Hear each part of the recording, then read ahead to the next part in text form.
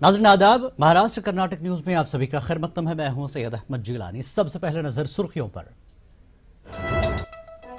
मुंबई बम धमाका मामले में मुजरिमीन की सजा पर पूटा की खुसूसी अदालत में दूसरे दिन भी हुई समाअत। कल आ सकता है अदालत का फैसला। महाराष्ट्र में ठंडे बस्ते में पड़े रिजर्वेशन को दोबारा बहाल करने का मुतालबा। मुस्लिम आरक्षण संघर्ष समिति ने अराकानी असेंबली को लिखा खत। एमआईएम ने कहा अदालत का रुख वाहिद रास्ता।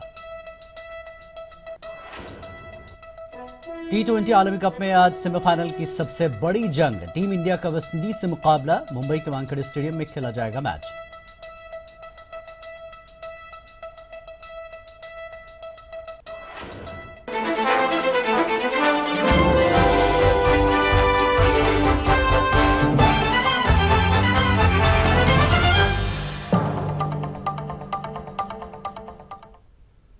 और महाराष्ट्र की खबरें तफसील से। मुंबई के 2002 और 2003 बम धमाका मामले में मुंबई की पोटा अदालत कल सजा का ऐलान कर सकती है।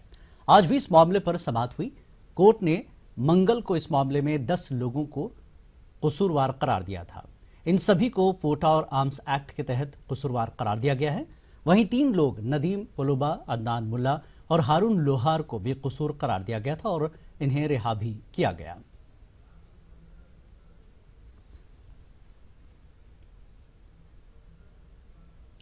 महाराष्ट्र में ठंडे बस्ते में पड़े मुस्लिम रिजर्वेशन को दोबारा बहाल करने का मुतालबा हो रहा है।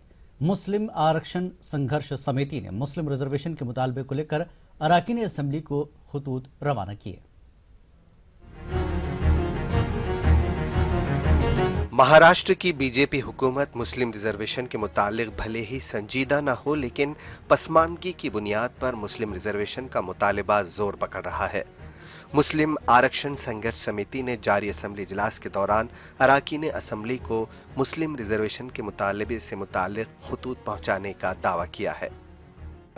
महाराष्ट्र के विधानसभा के पूरे 288 आमदार और विधान परिषद के 278 एमएलसीज को इस टाइप का हमने एक निवेदन दिया, जिसके अंदर हमने उनसे विनती की है कि यहाँ के मुख्यमंत्री मुस्लिम आरक्षण के तरफ किसी भी तरीके की तवज्जो नहीं दे रहे। इसलिए आप लोग हमारी आवाज़ उठाइए। आप जनता के रहनुमा हो और हम जनता है। हमारी आवाज़ आपने उठाएंगे तो कौन उठाएगा। इस तरीके का विनती पत्र और एक गुलाब का फूल हमने सभी आमदारों को देते हुए गांधीगिरी तरीके से इस मुंबई शहर में आंदोलन किया। मुस्लिम आरक्षण संघर्ष समिति ने मुंबई के आज़ाद मैदान में मुस्लिम रिजर्वेशन से मुतालिक एहतजाज भी किया और अक़लियती उमूर के वज़ीर से मुलाकात भी की। दूसरी जानिब मजलिस इत्तेहादुल मुस्लिमीन ने कहा है कि मुस्लिम रिजर्वेशन का वाहिद रास्ता अदालत है। देखिए, मुस्लिम आरक्षण के मामले में अब हम समझते हैं कि जो भी फैसला है ये अदालत में ही इसका हल निकलना चाहिए, क्योंकि अगर सरकार की नीयत अगर देखा जाए तो वो नीयत उन्होंने अपनी साफ जाहिर कर दिए है कि हमारा कोई इरादा नहीं है ना तो मुसलमानों को रिजर्वेशन देने का और ना मराठाओं को रिजर्वेशन देने का। सवाल यही है कि पिछली सरकार कांग्रेस और राष्ट्रवादी की 15 सालों तक मुसलमानों के साथ खेलते रहे और जब चुनाव का वक्त आया तब उन्होंने ये रिजर्वेशन की बात रखी और जब नई सरकार आई तो उम्मीद थी कि ये सबका साथ सबके विकास की बात करेंगे, लेकिन इन्होंने भी बता दिया है कि हम सबका साथ सबका विकास की बात तो करेंगे सिवाय मुसलमानों की। महाराष्ट्र के मुसलमानों की पसमानगी का जायजा लेने वाली महमूदुर रहमान कमेटी ने मुसलमानों को 8% रिजर्वेशन देने की सिफारिश की थी। महाराष्ट्र असेंबली इंतखाबात से कबल कांग्रेस ने 4% मुस्लिम रिजर्वेशन को काबीना में पास किया था, लेकिन बीजेपी ने इख्तिदार में आने के बाद मुस्लिम रिजर्वेशन को खत्म कर दिया। ईटीवी के लिए मुंबई से मोहिउद्दीन की रिपोर्ट। और भाई देखते हैं आज होने वाले इंडिया वेस्टइंडीज मैच से मुताल्लिक खबरें।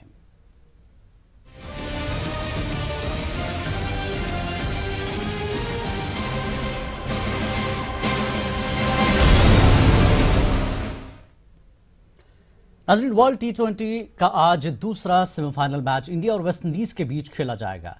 आवाम को उम्मीद है कि आज टीम इंडिया जरूर जीतेगी। मद्दाहों को कोहली से आज फिर बड़ी इनिंग के खेलने की उम्मीद है। दूसरी जानिब लोगों को रोहित शर्मा से भी उम्मीदें हैं, क्योंकि ये मैच उनके होम ग्राउंड पर हो रहा है। रोहित शर्मा से स्कोर का अपेक्षा कर रहे, फिर धवन और रोहित शर्मा टिक गए तो स्कोर तो है 200 के ऊपर, फर्स्ट बैटिंग आया वेस्ट इंडीज का, तो गेल को जल्दी आउट करके आज उन लोग में सीमंस खेल रहा है बोला, तो सीमंस का भी होम ग्राउंड बोल सकते हैं वानखेड़े को, मुंबई इंडियंस का ओपनर है बोले तो। और गेल को आउट करके जल्दी जितना होएगा उतना, उन लोग के बाद में फ्लेचर तो इंजर्ड है, रसल को आउट करो, जितना ऐसा विकेट के ऊपर कैचेस पकड़ेंगे मैचेस।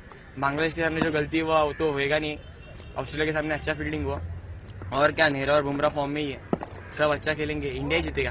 इतनी मैचेस में ओपनिंग इतनी अच्छी नहीं मिली, तो फिर आज शायद धोनी को धवन बिठा के रहाणे को खेलने का मौका देना चाहिए, क्योंकि होम ग्राउंड है उसका। तो रोहित और रहाणे का होम ग्राउंड तो अच्छा खेल सकते हैं उन लोग, और अच्छी स्टार्ट होगी तो अच्छा रिकॉर्ड भी, मतलब अच्छा स्कोर भी होगा। और गेल का भी बैटिंग साइड है, वेस्ट इंडीज़ का मतलब अच्छा है बैटिंग, तो बॉलर्स को भी ध्यान रखना पड़ेगा। स्पिनर्स की तो उतनी स्पिनर्स तो अच्छे फॉर्म में चल रहे, तो अश्विन भी है और हार्दिक पांड्या भी है एक ऑलराउंडर, तो इंडिया के चांसेस है कि होम कंडीशंस भी है। और इस मैच को लेकर किस तरह की तैयारी की गई है, इस सिलसिले में हमारे नुमाइंदे प्रदीप वानखेड़े स्टेडियम से तफसीलात दिए, आइए देखते हैं। भारत बनाम वेस्ट इंडीज, सेमीफाइनल की जंग, मुंबई का महाभारत। जी हां, मुंबई के इस महाभारत के लिए वानखेड़े का स्टेडियम पूरी तरह से तैयार हो रहा है। जैसा कि आप मेरे पीछे देख सकते हैं कि काम चल रहा है, और इसी विकेट पर जिस पर काम चल रहा है इसी पर मैच खेला जाएगा। इसी पिच पर हमने पिच को देखा, पिच पर हल्की सी घास है। हालांकि पहला मैच जो वुमेन्स टीम है उनका होगा, उसके बाद जो दूसरा मैच है वो पुरुषों का होगा, वो टीम इंडिया का मैच होगा, और वहां पर जो ये विकेट है थोड़ा सा स्लो हो जाएगा। तो इसका मतलब ये है कि जो पहले बल्लेबाजी करने वाली टीम होगी उसको थोड़ा सा फायदा मिलेगा विकेट से, क्योंकि रनों का अंबार लगेगा। ग्राउंड भी थोड़ा सा छोटा है। पिच क्यूरेटर से भी बात हुई और उन्होंने भी कहा कि उन्होंने स्पोर्टिंग विकेट बनाई है, यानी कि जो पहले बल्लेबाजी करने वाली टीम होगी वो रनों का अंबार लगाएगी, विकेट धीमा हो जाएगा बाद में, तो जो बाद में बल्लेबाजी करने वाली टीम होगी उसको थोड़ी सी दिक्कत होगी। तो यहाँ पर जो वानखेड़े का इतिहास है वो ये कहता है कि बाद में बल्लेबाजी करने वाली टीम ज़्यादातर मैच जीती है। पिच के हिसाब से आंकड़े बदलते हैं या फिर वानखेड़े का जो इतिहास है वो कायम रहता है। कैमरामैन राजमनी के साथ प्रदीप सहगल, मुंबई, ईटीवी न्यूज। और खबर नांदेड़ से। नांदेड़ में जिला मार्केट कमेटी की नई कमेटी के लिए इंतखाबात हो रहे हैं। मार्केट कमेटी इंतखाबात में दीगर पार्टियों की तरह कांग्रेस ने अपना पैनल खड़ा किया है। कांग्रेस के पैनल में शामिल उम्मीदवारों के हक में राय अम्मा की हमवारी के लिए नांदेड़ के पाकिजा फंक्शन हॉल में एक जलसे का इनकाद अमल में आया। जलसे में बागबान बिरादरी के अफराद ने कसीर तादाद में शिरकत की। इजलास के दौरान बागबान बिरादरी के नुमाइंदों ने अशोक चौहान के सामने अपने मसाइल बयान किए और इन मसाइल को हल करने के लिए ठोस अमली इक़दाम करने का मुतालबा किया। जलसे से खिताब के दौरान अशोक चौहान ने मार्केट कमेटी के मसाइल को हल करने का यकीन दिलाया। इजलास के दौरान मीडिया से बात करते हुए अशोक चौहान ने मराठवाड़ा की तकसीम को लेकर दिए जा रहे बयानात को गलत बताया और मुत्तहदा महाराष्ट्र के हक में बात की। हम चाहते हैं कि मार्केट कमेटी, कांग्रेस ने अपना पैनल खड़ा कर दिया है।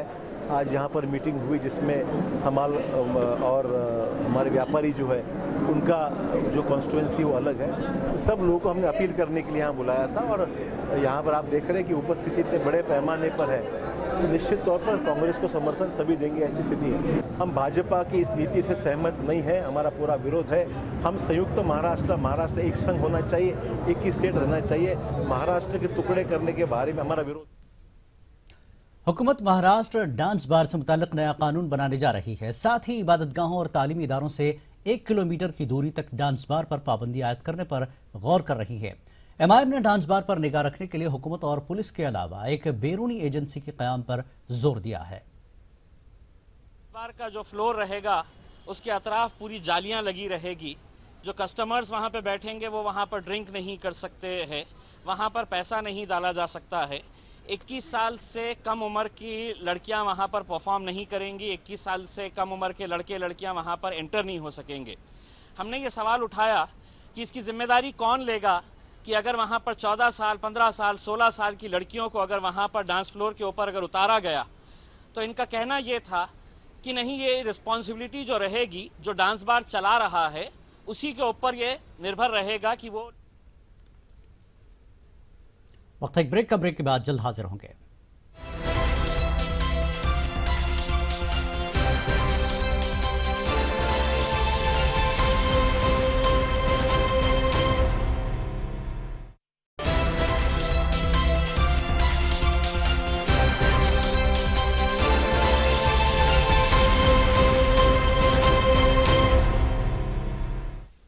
महाराष्ट्र कर्नाटक न्यूज में एक बार फिर आपका खैर मकदम है और अब रुख करेंगे कर्नाटक की खबरों का। पहले देखेंगे सुर्खियां। कर्नाटक में फिर केमिस्ट्री का पर्चा हुआ लीक, तलबा का जबरदस्त एहतजाज, पीयू शोबे के स्टाफ समेत 40 अफसरान मुअत्तल।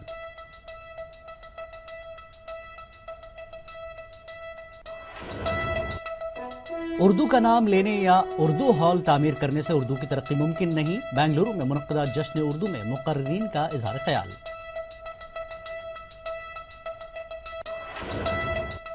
भटकल का 145 साल कदीम उर्दू सरकारी स्कूल आज अपने माजी की शान व शौकत पर बहा रहा है आंसू, स्कूल में तलबा की तादाद ना के बराबर।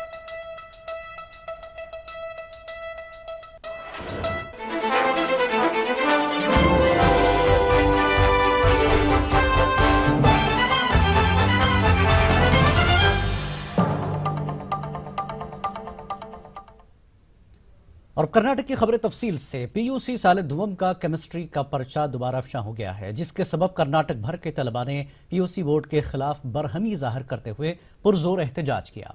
एहतजाजियों ने पीयूसी बोर्ड को ताला लगाने की कोशिश की। इस मौके पर पीयूसी बोर्ड के रूबरू हालात कशीदा हो गए।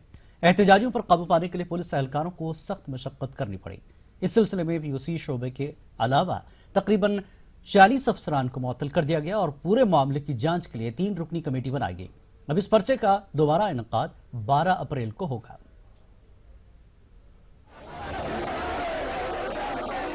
कर्नाटक में केमिस्ट्री के पेपर लीक मामले में 40 अफसरान और पीयू डिपार्टमेंट के दीगर स्टाफ को मुअत्तल कर दिया गया है। इस बात की जानकारी वजीर तालीम ने असेंबली में दी। अब इस पेपर का दोबारा इनकाद 12 अप्रैल को किया जाएगा। पर्चा लीक मामले की जांच के लिए 3 रुकनी कमेटी बनाई गई है। आपको बता दें कि आज सुबह जैसे ही 3:30 बजे केमिस्ट्री के पर्चे का दूसरी मरतबा अफशा होने का इंकशाफ हुआ तो पीयू बोर्ड ने इम्तिहान मुलतवी कर दिए जाने का ऐलान कर दिया। इससे बरहम होकर तलबा ने पीयू बोर्ड के रूबरू पुरजोर एहतजाज किया और पथराव भी किया। वजीर तालीमात आम्मा रत्नाकर ने बताया कि सवाली पर्चे अफशा होने के लिए पीयू बोर्ड को ही जिम्मेदार ठहराया जाएगा। पीयू बोर्ड के अरकान के खिलाफ तहकीकात की जा रही है। रत्नाकर ने कहा कि अफसरों की मिलीभगत के बगैर सवाली पर्चे अफशा नहीं हो सकते। इन्होंने कहा कि इस सिलसिले में वज़ीर आला सिद्धरमैया के साथ भी तबादला ख्याल किया जा चुका है और जो भी इसका जिम्मेदार होगा उसके खिलाफ सख्त कार्रवाई की जाएगी। पीयू बोर्ड के अफसरों की लापरवाही की वजह से तलबा का मुस्तकबिल तारीख हो रहा है। सीईटी इम्तिहान भी अनकरीब है। केमिस्ट्री के पर्चे का मसला हल न होने की वजह से तलबा सीईटी की तरफ तवज्जो नहीं दे पा रहे हैं। अब देखना यह है कि हुकूमत इस सिलसिले में क्या अहम कदम उठाती है। ETV news, Bengaluru. Paper leak होने के बाद तलबा और सरपरस्तों में शदीद बरहमी देखी जा रही है। आइए देखते हैं इनका क्या कहना है। लीक हो गया, they want us to write once again the exam. फिर भी लीक हो गया है। लोग हमने पूछा था whether this paper will leak once again or what. उन्होंने बोला था नहीं, this paper will not leak once again. Then why this had happened? ये लोग हमको ना बच्चों के साथ खिलवाड़ कर रहा है। पहला 21 का एग्जाम था, उस टाइम एग्जाम होने के बाद बोला लीक हो गया पेपर, एग्जाम कैंसिल है। फिर 29 को रखा, 28 को कनाडा एग्जाम है, 29 कनाडा एग्जाम का पीछे रखने सकता है। उसके बाद में 31 को किया। अरे चोर लोगों को समझते नहीं क्या, एक बार लीक हो गया पेपर दोबारा उसको प्रोटेक्ट करने को मालूम नहीं है।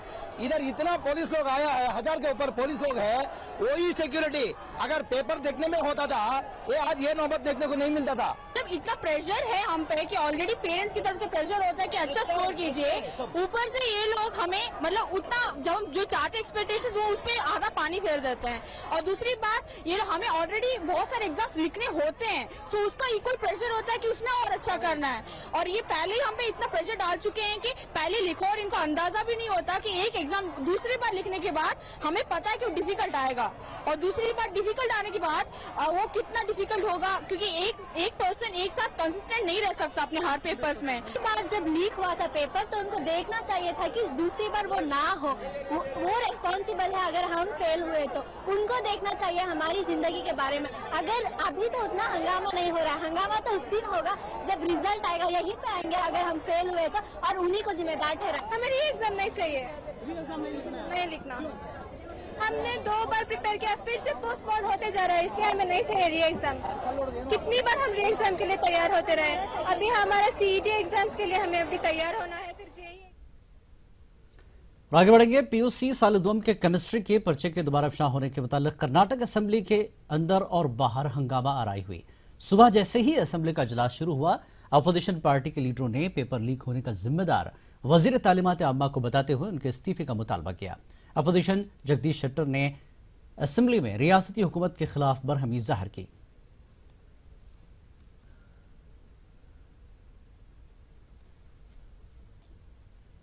वक्त एक ब्रेक का, ब्रेक के बाद फिर हाजिर होंगे।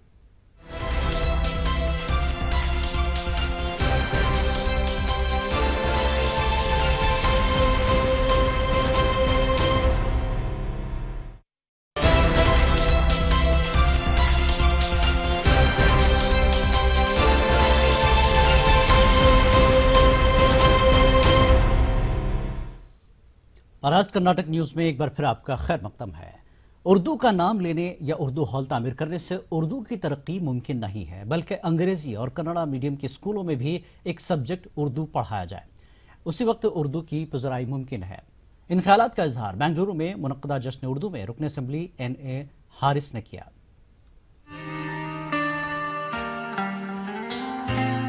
बेंगलुरु के अब्बास खान कॉलेज बराए ख्वातीन और उर्दू एकेडमी के इश्तराक से जश्न उर्दू का इनेकाद अमल में आया।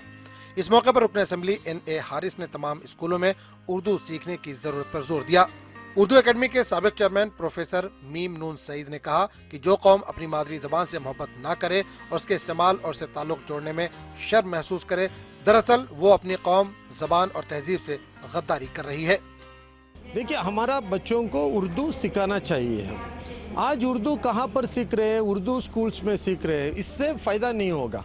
अब अगर हमारे बच्चों का आप सेंसस करेंगे, मैक्सिमम बच्चे इंग्लिश मीडियम में पढ़ रहे हैं, कन्नड़ा मीडियम में पढ़ रहे हैं, वो उधर इन बच्चों को उर्दू पढ़ने के लिए कोई भी अपॉर्चुनिटी नहीं है। तो उर्दू एक लैंग्वेज के हैसियत से हर स्कूल में मिलना चाहिए। उर्दू की जड़ों को मजबूत किए बगैर हम शायद दिल और दिमाग की पूरी गहराइयों के साथ कोई जश्न हम मना नहीं सकते। मुकर्रिरीन ने मुख्तलिफ राय पेश की। किसी ने उर्दू की बदहाली पर अफसोस का इजहार किया तो किसी ने जश्न उर्दू को खुशियों के साथ मनाने का मशवरा दिया। चंद ने अब्बास खान कॉलेज की सताइश की। इस मौके पर एकेडमी के रुकन शरफुद्दीन सैयद, CMA के नायब सदर जावेद पटेल और दीगर ने अपने ख्यालात का इजहार किया। देखिए, मैंने जश्न उर्दू बनाने का इसलिए सोचा कि मैंने हमेशा देखा कि लोग उर्दू की पसमानदगी, उर्दू की बदहाली का रोना रोते रहते हैं, शिकायत करते हैं कि हमारी उर्दू ज़ुबान मर चुकी है, हमारी उर्दू। बेंगलुरु के ज्ञान ज्योति ऑडिटोरियम में बेंगलुरु यूनिवर्सिटी के शोबे उर्दू और कर्नाटक उर्दू एकेडमी के इश्तराक से बउनवान कर्नाटक में उर्दू तंजुम-ए-ज़ह की नसरी रिवायात पर सेमिनार मुनक़्क़िद हुआ। 2 सेशन पर मुश्तमिल एक रोज़ा सेमिनार में अदीबों ने मकाले पेश किए। इस मौके पर मुकर्रिरीन ने कहा कि ज़बान कोई भी हो, लेकिन उसका ताल्लुक अदब से होता है। इस मौके पर उर्दू एकेडमी के चेयरमैन अजीजुल्लाह बेग, एकेडमी के साबिक चेयरमैन मीम नून सईद, शाइस्ता यूसुफ वगैरह मौजूद थे। कर्नाटक के उर्दूदा तबके के लिए एक अच्छी खबर है। रियासती हुकूमत ने कर्नाटक के तमाम सरकारी उर्दू स्कूलों में प्री प्राइमरी स्कूल शुरू करने का फैसला किया है। रियासती वजीर बराक़िलती उमूर क़मरुल इस्लाम ने इसकी जिम्मेदारी कर्नाटक उर्दू एकेडमी को सौंपी है। बोस्निया और हर्ज़ेगोविना के सफारतकार डॉक्टर साबित सेबासिक बेंगलुरु के दौरे पर थे। डॉक्टर साबित सेबासिक ने कहा कि बोस्निया हिंदुस्तान के साथ अपने ताल्लुकात को मजबूत करना चाहता है। उन्होंने कहा कि बोस्निया की तारीख हजारों साल पुरानी है। कुदरती वसाइल से मालामाल बोस्निया में फ़न तामीर, तहजीब और सकाफत के खूबसूरत मनाजिर देखने को मिल सकते हैं।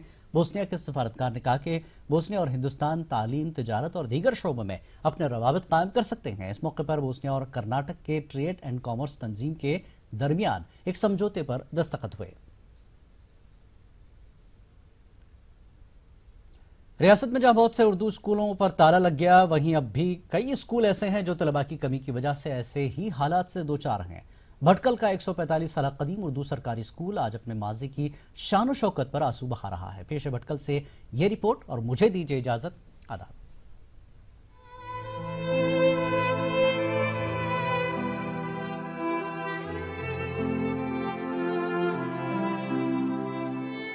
रियासत के उर्दू स्कूलों को सरकार की जानिब से सहूलियात फराहम की गई हैं, लेकिन अवाम की बेतवज्जोही की वजह से कई स्कूल अब तक बंद हो गए हैं। भटकल में 145 साल कदीम स्कूल है जो आज तलबा की कमी की वजह से बंद होने के कगार पर है। स्कूल में सिर्फ 11 तलबा व तालिबात हैं। तलबा की कमी की वजह से स्कूल के हेडमास्टर की आंखों से मायूसी साफ झलकती है। ये देखिए, यहाँ पर गवर्नमेंट स्कूलों में जितनी मेहनत होती है, प्राइवेट में उतनी मेहनत नहीं होती है। मैं ये कहना चाहता हूँ कि देखिए हमारे पर यहाँ पर क्या है, क्लर्क नहीं है। क्लर्कल काम जो भी है हेडमास्टर टीचर्स मिलकर करना पड़ता है, और जो पढ़ाई जो होती है वो बच्चों की पढ़ाई की तरफ सब मुतवज्जो होते हैं हमारे यहाँ पर। और क्या है, ऑफिस के कामों की वजह से थोड़ा गड़बड़ होती है, हम मानते हैं, लेकिन फिर भी हम बच्चों की तरफ तवज्जो देते हैं और उनकी मियार के क्वालिटी क्वांटिटी हर तरह से हम देने की कोशिश करते हैं। स्कूल की इमारत में जगह जगह घास फूस नजर आने लगे। टूटे हुए खपरेल, बेतरतीब बेंच और कबाड़ खानों का मंजर पेश कर रहे क्लासरूम्स स्कूल की बदहाली की तस्वीर बने हुए हैं।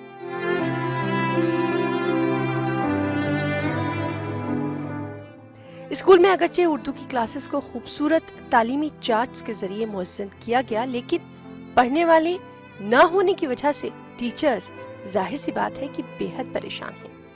मुझे यहाँ पर अफसोस लग रहा है, क्योंकि एक वक्त था इस स्कूल में 1,500 से ज़्यादा बच्चे यहाँ पर तालीम हासिल करते थे। यहाँ तक कि बच्चे इंजीनियर, डॉक्टर, यहाँ तक कि आला अफसरान भी बनकर गए हैं।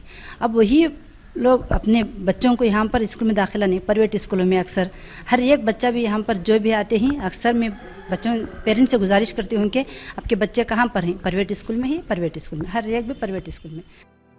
इस सिलसिले में ईटीवी ने जब महकमा तालीम के ब्लॉक एजुकेशन ऑफिसर से राब्ता किया तो उन्होंने भी सरकार की तरफ से भरपूर ताउन करने की बात कहकर आवाम की बेतवज्जोही को ही स्कूल की हालत-ए-जार के लिए जिम्मेदार करार दे दिया। ಭಟ್ಕಳ ತಾಲೂಕಿನಲ್ಲಿರ್ತಕ್ಕಂಥ ಉರ್ದು ಶಾಲೆಗಳು ನಿಜವಾಗಿಯೂ ಚೆನ್ನಾಗಿ ನಡೀತಾ ಇದೆ. ಮಕ್ಕಳ ಸಂಖ್ಯೆ ಕಡಿಮೆ ಇದೆ. ಮಕ್ಕಳ ಸಂಖ್ಯೆ ಕಡಿಮೆ ಇದ್ದಾಗೂ ಕೂಡ ನುರಿತ ಶಿಕ್ಷಕರು ಮತ್ತು ಟ್ಯಾಲೆಂಟೆಡ್ ಶಿಕ್ಷಕರು ಕಾರ್ಯವನ್ನು ನಿರ್ವಹಿಸ್ತಿದ್ದಾರೆ. ಜೊತೆಯಲ್ಲಿ ವೈಯಕ್ತಿಕ ಗಮನ ನೀಡಲಿಕ್ಕೆ ಅನುಕೂಲ ಆಗ್ತಾ ಇದೆ. ಪಾಲಕರಲ್ಲಿ ನಂಬಿಕೆ ಇರಬೇಕು. ಮಾತೃಭಾಷೆಯಲ್ಲಿ ಮಗುವಿಗೆ ಶಿಕ್ಷಣ ಕೊಟ್ಟಾಗ ಮಗು ಹೆಚ್ಚು ಕಲಿತದೆ ಮತ್ತು ಹೆಚ್ಚು ಅರ್ಥ ಮಾಡ್ಕೊಳ್ತದೆ.